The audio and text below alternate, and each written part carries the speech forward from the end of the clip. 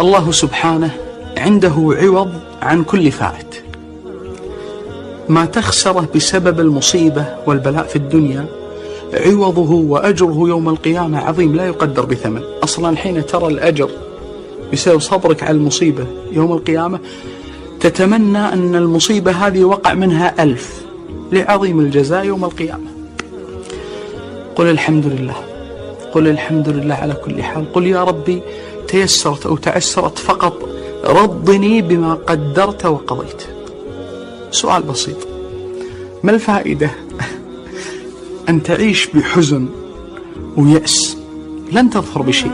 لا، عش بأمل يسر خاطرك ويشرح صدرك، خير لك من أن تعيش على اليأس. الله يفرج عنا وعنكم ويسر أمورنا يا رب العالمين. يا صباح السعادة والسكر الزيادة، صباحكم معطر بذكر الله. اللهم صل وسلم وبارك على سيدنا محمد وعلى آل سيدنا محمد. النور ما راحش يا جدعان. حدث تاريخي حصل في مصر، من النور ما راحش. طبعا انا قمت بقى من النوم، يعني قمت متأخر شوية، بس في بركة برضو اليوم. المتأخر بتاعي الساعة 9:30 10، البدري بعد أذان الفجر على طول. طبعا انا قمت الساعة 10، لميت الكوفرتات بتاع اوضه الولاد كلها وشغلت عليها، وبعدين على ما استعيد نشاطي كده واشحن طاقتي، وبعدين خدت فنجان قهوه من ورا الكاميرا وخدت فنجان شاي اخضر وفطرت وفطرت ولادي. كانت الغساله خلصت طبعا، بما ان الام خلص عندي بتاع الغساله الاوتوماتيك، فانا اشتغلت على الغساله النص. شغلت نفسي. انا من الناس اللي ما بحبش اوقف نفسي، مش عشان غسالة اوتوماتيك لازم قوم اوتوماتيك، لا، ده يخلص شغال على التاني على طول. طبعا غسلتهم وشطفتهم ونشرتهم ودخلت جري على المطبخ نعمل احلى اكله واسهل اكله النهارده. هنعمل كشري مصري، بما ان ولادي طالبينه مني والله العظيم من العيد، وانا كان عندي كسل كده، وعلى ما انه هو سهل، يعني في ناس بتشتكي منه بس هو بالنسبه لي والله سهل، لان ما بطلعش منه مواعين كتير وما بطلعش كله، بشتغل في حله واحده. مش الكشري الحله الواحده، هو الكشري بعمله في نفس الحله، واصفي بتاع ده المكرونه وارجع اغسلها وكده، يعني ما بحبش استهلك مواعين كتير. طبعا هنا بقى بدات، هنا جبت نص كيلو مكرونه صغننه على ربع مكرونه اللي هي الاسباجيتي، وغلت الميه هنا بحبه ملح، بمعلقه ملح يعني، ونزلت هنا عليها بالمكرونه. في الوقت اللي انا بسلق فيه المكرونه كنت شاطفه طبعا العدس اللي هو البني ده او البجبه، غسله كويسه، وبدات اسلقه على النار. كانت هنا المكرونه بقى اتسلقت، صفيتها ونزلت عليها ميه ساقعه كده، وبدات اشطفها، اجيبها شمال ويمين كده وتطلع مفلفله. بصراحه انا اولادي لما بياكلوا الكشري بتاعي ما عادوش بيحبوا الكشري بتاع بره، والله العظيم ما ثقه في الله نجاح يعني. لا، طعم بجد يعني، ويستاهل ان انت تستني كده وتشوفي خطواته. طبعا في الوقت ده خلصت بقى المكرونه والعدس بجبه برضو سلقته وصفيته. دخلت هنا بقى على البصل. جبت 4 بصلات حلوين، ضربتهم في الكبه نص ضربه وخليتهم قطع صغننه كده. في ناس بتعملها شرايح في كده، تبع ما انت عاوزه، بس انا بحبه اللي هو القطع الصغننه. ونزلت عليه بزيت ومعلقه ملح، طبعا نص معلقه ملح عشان تديله قرمشه بسيطه. طبعا الحله اللي انا غسلتها اللي كان فيها العدس سلقت فيها الحمص كنت نقعاه قبلها بساعه، شطفته برضو شطفه حلوه وسبته على النار بقى، وحطيت له نص معلقه سكر عشان تخليه مسكر كده ويبقى طعمه حلو. في الوقت اللي انا بسلق فيه الحمص قلت اعمل دقه بقى الدقه بتاع الكشري. هنجيب هنا بقى 6 فصوص توم، تضربوهم ضربه حلوه تنعميهم كده، وتنزلي عليهم بحبه زيت بوصات معلقتين، وتنزلي هنا تشوحيهم بمعلقه كمون ونص معلقه كزبره ناشفه او معلقه كزبره ناشفه صغننه، وننزل عليهم هنا اما يتشوحوا وريحه الثوم تطلع كده، بس ما ندلوش اي لون. ننزل عليه بالخل وحبه ميه دافيه. نفس الطاسه اللي انا عملت فيها شطفتها برضو، وبدات هنا هنعمل بقى الشطه. شفتوا سهل ازاي؟ ولا هنعمل مواعين ولا هنفضل نطلع في حلل، وبعد ما نخلص نلاقي البوتاجاز والدنيا اتقلبت عشان حبه كشري قد كده يعني. طبعا هنا جبت، ما كانت الشطه خلصت اتفاجئت، بس برضو قلت هشتغل بالموجود. طبعا دي كانت معلقه شطه شوحتها تشويحه حلوه برضو في معلقه زيت كده، ولما ريحتها طلعت كده وبدات ما تتغمقش يعني عشان ما تتحرقش منك ويبقى ريحتها كده مش حلوه وتبقى مرره، يا دوبك تشويحه بسيطه كده، وتنزلي عليها بخل ربع كوبايه خل، وتنزلي عليها بمعلقتين طماطم او معلقتين صلصه، وتدوبهم حلو قوي كده، وتسيبها تاخد غلوه وتطفي عليها. في الوقت ده بقى كانت الشبك بتاع البوتاجاز مش عاجبني، كام شبكه كده لقيتهم طرطشوا زيت بقى عليهم وشكلهم مش حلو. قلت برضو والاكل على النار ابتدي ادعكهم، يعني اغسلهم. طبعا ده يوم السنة الهجرية، كان أول يوم في السنة الهجرية. كل سنة وانتم طيبين. هنعمل بقى رز بلبن، هنعمل شوريك، وهقولك غلطاتي في الشوريك ده وما تجربوهوش تاني. لا انا بعملها في فيديوهات تانية بطريقة جميلة، بس انا حبيت اعملك الشوريك الاصلي، صدقيني اللي بالمية احسن. هنا طبعا مسكت الشبك بقى، غسلته من بره ومن جوه كده لفتين كده على السريع. قلت على ما برضو الحاجه تستوي على النار اكون خلصت هنا اللي في ايديا. ما احبش ان انا اعمل اكله واقف قدامها، لا بشتغل في حاجه تانية على ما الاكله تاخد الوقت اللي يعني تاخد راحتها بصراحه. هنبتدي هنا بقى نغسل البوتاجاز ونظبطه على ما اخلص الاكل بتاعي، يكون البوتاجاز شايفين شايله الشبك من حوالينه، وسايبه الشبكه او الحامل اللي انا بعمل عليه البصل. طبعا البصل هنا كان خلاص اتحمر واديته اللون اللي هو الذهبي ده. خدته وحطيته في قلب مصفى لما يصفي خالص، وهنبتدي نحطه على ورق مطبخ بقى او كده يشرب بقيه الزيت. هناخد 3 معالق حلوين من الزيت المتحمر بالزيت ونحطهم على الطماطم. دي بقى التسبيكه بتاع الكشري، مع معلقه ملح مع حبه خل، معلقتين خل حلوين كده. مفيش اروع ولا اجمل من كده ولا اطعم، ولا بصوا الحلاوه والجمال ده والله العظيم طعمه تحفه، طعمه جميل يخليكي بصي طول النهار عايزه تاكلي كشري وبطنك كده ما بتشبعيش.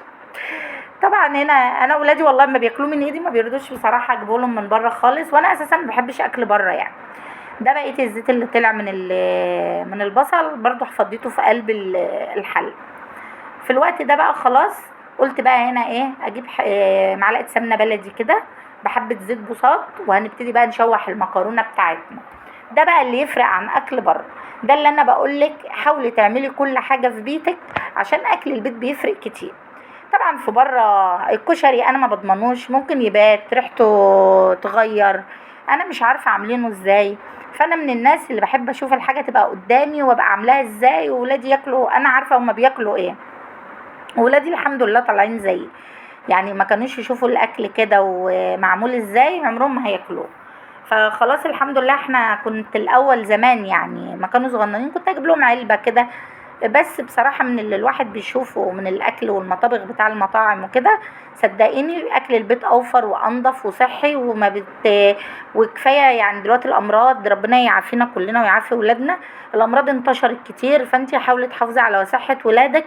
قللي من اكل بره، مش كل الاكل نقول بره، لا نعمله في البيت ونتعلم ونعمله احسن من بره. وصدقيني ولادك اما هياكلوا من ايدك مره واتنين وكده عمرهم ما هياكلوا اكل بره تاني. طبعا هنا بقى بدات اشوح المكرونه هنا، واحط لها بقى فلفل اسود او فلفل اسمر. هتحطي معلقه كده حلوه، دي اللي بتفرق بقى، بتديله المكرونه طعم وريحه جميله. والله انا ولادي عندهم استعداد ياكلوه 4-5 ايام كل يوم، يعني اكلهم كشري كل يوم. يعني شايفين الكميه دي انا شايفاها كتير، ولادي يقولوا لي لا مش كتير، يعني هم عايزينه كان يبات وياكلوا منه تاني يوم وتالت يوم وكده، بس انا ما بحبش كده، يعني خلاص كلتيه مره خلاص بقى. طبعا في الوقت ده بقى قلت نعمل بقى اخر حاجه الرز. طبعا هنجيب هنا بقى معلقه سمنه بلدي حلوه كبيره وعليها حبه زيت بوصات، وهننزل هنا عليهم بحبه شعريه بقى، نص كوبايه شعريه، كوبايه شعريه زي ما انت عايزه، وننزل بقى عليهم بالرز بتاعنا. انا من الناس اللي بحب بالذات في الكشري المصري الشعريه اكتر من الرز، يعني الشعريه هي اللي تبقى باينه. انت زيي بقى ولا لا مش عارفه، اكتبي لي بقى في الكومنتات لو انت زيي كده، اكتبي لي ان انت زيي. طبعا هنا خلصت بقى الحوض وغسلت المواعين وخليت الدنيا زي الفل. قلت بقى خلاص هنا واتغدينا لا ما كنتش اتغديت معلش. هنا كنت مطلعه اللبن، وقلت جبت نص كوبايه رز وسلقتها، حطيتها على النار، شطفتها شطفه حلوه وسلقتها على النار نص سلق، يبقى فيها القطمه اللي هي بتاعه الرز عشان لسه هيشرب من اللبن. بوريكم شوفوا الجمال والحلاوه بقى بتاع الدقه والشطه فاخر من الاخر بصراحه. طبعا هنا بقى ندي غلوه حلوه للرز كده، غلوتين، ونطفي عليه على ما اللبن بقى، على ما الرز يبرد اقوم احط عليه اللبن. سنه سعيده علينا كلنا، وسنه تبقى زي اللبن علينا كلنا. طبعا انا من الناس اللي متعوده من وانا في بيت اهلي ان لازم اعمل اول يوم في السنه الهجريه دي رز بلبن. اشربي لبن، رز بلبن، المهم تخليها عشان تبقى سنه لبن عليكي وعلى ولادك. طبعا هنا بقى سبت الرز بلبن على النار، وطيت عليه وايدي كانت فيه، المهم تبقى ايدك فيه لغايه ما يغلي، ووطي له بقى النار. قلت هنا نحط بقى ايه، نتغدى. وهنا كانت الساعه 2، النور عندي بيقطع من 4 ل5 كده، يعني يا 4 يا 5 مش مظبوط. بس في اليوم ده بقى النور ما قطعش. قلت هنا اعمل الكشري زي ما انت شايفه، ورق ورق كده، وحطيت في الاخر البتاع ده العدس، واحط بقى الحمص. التزويق ده بقى انت وذوقك بقى، عايزه تزوقي تعملي، هي البطن يعني هو الشكل فعلا يخليكي تاكلي، اللي بيقول لك عينك تعشق قبل بقك مش هقول لك قبل القلب. شايفين التسبيكه بتاعتها جميله ولونها جميل تحفه من غير اي اضافات. والشطه جميله، كل حاجه بصراحه والله العظيم ما شكران في نفسي. الحاجه الحلوه هقول لك حلوه، والحاجه اللي مش حلوه هقول لك مش حلوه. طبعا هنا بقى اللبن، الرز بلبن انا هعمله لك بطريقه غير اللي انا بعملها في فيديوهاتي قبل كده، عشان نحط كريم شانتيه هيطلع معاكي كريمي، باضافه انا هقول لك عليها دلوقتي، عشان طبعا الكريم شانتيه برده مكلف، فانا مش عايزاكي تتكلفي اكتر من اللازم، تعملي حاجه اقتصاديه وما تتكلفيش، وفي نفس الوقت تبقي فرحانه انها طالعه معاكي زي العسل. طبعا هنا بقى هنحط، لما بدأ يدخل في السوا هنحط هنا كوبايتين سكر. طبعا ده 2 لتر لبن او 2 لتر حليب او 2 كيلو حليب. هتحط لهم، انا طبعا حطيت من ورا الكاميرا كوبايه سكر كمان، يعني خدوا معايا 3 كوبايات سكر. هنا طبعا دي الاضافه اللي انا بقول لك عليها بقى، جبت معلقتين دقيق لما خلاص الرز شرب من السكر كده وبقى حلو ومستوي، جبت هنا معلقتين دقيق دوبتهم في ربع كوبايه ميه وصفيتهم هنا، وهنبتدي ايه ندوبهم في قلب اللبن. صدقيني العمله بتاعت الدقيق دي بتدولك اللون الكريمي، بتحس ان هو اللبن بتاعه كتير قوي زي القشطه، طعمه جميل مميز، محدش يشك ان يعني انا الكريم شانتيه بعمله على طول بيه، بس صدقيني الدقيق من غير كريم شانتيه برده مش هيفرق، ولا بان ان انت مش حاطه له كريم شانتيه. يعني انا حاسه ان الكريم شانتيه ان هو اضافه كده وخلاص. طبعا مع متفقين الكيلو الحليب بياخد 5 معالق نشا، انا حطيت معلقتين دقيق، يبقى هنحط 8 معالق نشا. تمام، مش كتير صدقيني، وفي نفس الوقت هيطلع معاكي جميل ومش ماسك. هتشوفيه دلوقتي، بس خليكي معايا، حطي اللايك بقى لو انت وصلتي معايا لهنا، واكتبي اللهم صل وسلم وبارك على سيدنا محمد وعلى ال سيدنا محمد، واكتبي لي سنه سعيده عليا وسنه سعيده عليكم كلكم. طبعا هنا هتبتدي بقى المهم اهم شيء كل دقيقتين كده تقلبي فيه، عشان طبعا ما يلزقش منك في ارضيه الحل. اخر حاجه بقى بننزل عليها هنا بنحط النشا دوبته، وبعدين لما يبتدي يشكل ويستوي كده معاكي برده على نار هاديه لمده 10 دقايق، تبتدي تحطي اخر حاجه الفانيليا، رشه فانيليا بسيطه كده، باكيت 2 باكيت، ربع معلقه، ما تكتريش برده عشان لونها ما يغيرلكيش اللبن بتاعك. شايفين لونه جميل عامل زي الملبن بصراحه والله العظيم، وقشطه وطعمه جميل ومميز فعلا، يستاهل ان انت تجربيه.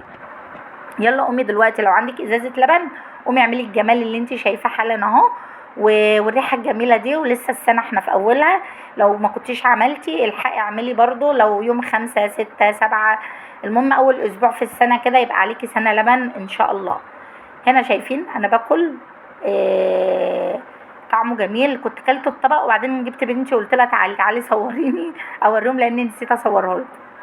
في الوقت ده بقى خلاص قلت ايه، اعمل لهم شريك لتاني يوم يقوموا يفطروا بيه، انا بقى حامله هم افطار ولادي بصراحه، فانا قلت اعمل ايه شريك. قلت اجيب 4 كوبايات دقيق كده، ونجيب بيضتين، ونجيب كوبايه لبن او كوبايه حليب، وباكت خميره فوريه، ونبتدي ندوبهم مع بعض، ونص كوبايه سكر، ونحط فانيليا، وتحطي هنا معلقه خل عشان طبعا زفره البيض.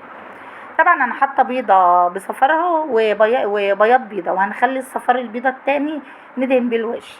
انا قلت اعمل لكم الشريك اللي هو الاصلي لان انا ما نزلتوش عندي في القناه، بس يا ريتني ما عملته لانه طلع فعلا مش حلو، وفي نفس الوقت الخميره اللبن مع البيض بيتقل قوي العجينه، ما بتبقاش هشه. صدقيني الميه حتى لو معاها بيضه وكده بتديها هشاشه، لكن اللبن بيخلي العجينه مع البيض تقيله ما بتخمرش. فصدقيني التجربه حلوه، هو طعمه جميل وعجب ولادي بصراحه وعجبني، بس يعني الشكل وكده مش اللي انا بعمله. فانا احسن لك لو انت عايزه تعملي الشريك، انا عاملاه عندي في فيديو لوحده، صدقيني والله جميل وهش وقطني وطعمه تحفه. ده طعمه جميل، بس صدقيني عجينته تقيله مش حلوه، ما عجبتنيش. هنبتدي ننزل بالميه حبه حبه كده لحد ما عجنها، ما تنزليش بالسوائل كتير، لان طبعا السكر بيسيح والجو حر، فخلي بالك من الحته دي، ما تنزليش على الدقيق بالسوائل بتاعتك على طول، لان خلي بالك البيض بيختلف والدقيق بيختلف. وطبعا انا حاطه لبن، فهنا طبعا ايه، لو لقيتها بتلزق في ايدك اشطفي ايدك كده وارجعي اعجني فيها وسيبها ترتاح 5 دقايق. التريح ده بيخليها لك تتلم وبتتعجن بسرعه، فمش هتتعبك في العجن يعني. هتقولي اعرف ازاي انها اتعجنت؟ هتعرفي لما تيجي تشديها كده تلاقي العرق بتاعها ما بيقطعش معاكي، هتلاقي فيها عرق كده، هتلاقي كده خلاص العجن المظبوط بتاعها. هنجيب بقى هنا طبق وهدهنه حبه زيت بوصات خفاف، وطبعا خلي بالك ان انا حاطه في العجينه نص كوبايه زيت، انا نسيت اقولك، يعني نص كوبايه زيت، كوبايه لبن او كوبايه حليب، معلقه خميره فوريه، بيضتين، بياض بيضه مع بيضه كامله، فانيليا، ربع معلقه فانيليا او 2 باكيت فانيليا، رشه ملح او ذره ملح، نص كوبايه سكر. الله اكبر. طبعا هنجيب هنا طبق وهدهنه دهنة زيت خفيفة، وهنزل بقى هنا ايه عليها، احط العجينة واسيبها تخمر لمدة 1.5 ساعة. صدقيني والله العظيم يعني دي تجربتي، هو ما عجبنيش شكله ولا دهنة البتاع ده البيض وكده، فدي حرية شخصية وانا بقولك عن تجربتي. هي العجينة كانت جميلة وكله، بس ما همتش ولا خمرت. فانا عارفة ان العجينة بالبيض واللبن شايفين بعد 1.5 ساعة ما ولا قامت ولا املاها قومه بصراحه. هتقول لي عيب في الخميره، اقول لك لا، الخميره جميله وكل حاجه، بس انا عارفه ان البيض وانا بحطه واللبن ان هيتقل العجينه بتاعتها هتبقى تقيله. طبعا برضو اشتغلت وكورتها وكده واتاكل الحمد لله، الف هنا على قلبهم وكله. بس انا بقول لك ما تجربيش، انا بقول لك عن تجربتي الحلوه، بقول لك حلو، والوحش بقول لك برضو وحش. انا ممكن ما كنتش صورته ولا جبته من ورا الكاميرا، بس انا قلت برضو اوريكم تجربتي ان انا عملت ايه في اليوم ده. طبعا هنا هتبتدي بقى تبرمي، وخليها حاولي ان انت تخلي البرمه مظبوطه، ما تبقاش حته رفيعه وحته تخينه كده. انا بدات اقطع واجيب شمال ويمين والجو حر، بصوا كنت واقفه بسيح يا وديع. هنا طبعا هبتدي بقى برومها كده، وهتقومي جايه لفه، ده اسهل حاجه، دي هي اسهل حاجه اللفه دي. يعني المفروض لما كنت عاملاها انا قبل كده بقى في كذا فيديو بالميه، اللفه دي بقى كده بتخمر وبتتنفخ كده وبتبقى جميله. بصوا والله العظيم ما املاها قومه، الشريك ده ما املوش قومه. طبعا هنا والله بس كان يعني يوم حلو وعملت فيه كام حاجه حلوه برضو، بس الواحد بقى مش عايز يخسر ويبوظ الدنيا، فانا بقول لك برضو عن تجربتي، عشان طبعا الدنيا غلا. شايفين البطين بكام دلوقتي؟ البطين ب 11 جنيه ولا ب 12 جنيه. الدقيق غالي، الزيت غالي، السكر غالي، امال ايه اللي رخيص يا جماعه؟ فانا هنا بقولك علشان برضو ما تجربيش، ولو عايزه تعمليه اعملي، بدلي كوبايه اللبن بكوبايه ميه دافيه. البيض عادي حطي بيضه واحده بس، انا كنت عاملاه بيضه واحده والله، ومش دهنه الوش بتاع ده صفار بيضه ولا اي حاجه، وكان طالع جميل. قلبي كده ارجعي لي الفيديوهات بتاعتي، وكنت عاملاه مع روتين قبل كده، وعاملاه يوم شم النسيم جميل. بس مش عارفه النهارده بقى اليوم ده كان عامل كده ليه. الفيديو ده على فكره متسجل اول يوم في السنه الهجريه، يعني انا مصوراه، بس انا عندي كسل كده ان انا كنت انزله، فقامت في دماغي قومه ان انا لازم انزله بقى، عشان طبعا مساحه التليفون هتشيله، وفي فيديوهات تانية عايزه اصورها، فانا قلت خلاص ايه، اتوكل على الله واعمل لكم كام فيديو كده، ايه برضو ان انت تقومي تتشجعي. وبعدين انا خففت من الروتين برضو، عايزاكي يعني ان انتوا ما تملوش. طبعا هنا خلصت، دهنت القالب بتاعي زيت خفيف، وهنا جبت بقى الصفار البيضه اللي انا شلته من البيضتين، وحطيت عليه نص معلقه فانيليا، وابتدي ايه ادهن الوش. تجربه مش ناجحه خالص، انا من الناس اللي ما بحبش البيض في المعجنات، بس يلا انا عملته. هنا حطيت سكر بقى عشان يدي طعم برضو، ان احنا عاملين حاجه حلوه فتبقى لها طعم برضو. هكون بقى هسيبها برضو لمده نص ساعه يخمر، برضو ما املوش وما مخمرش، تقيل. هيقضي الفرن بقى على الشبكه اللي في النص، وهحطه هكون قايداه قبلها بربع ساعه.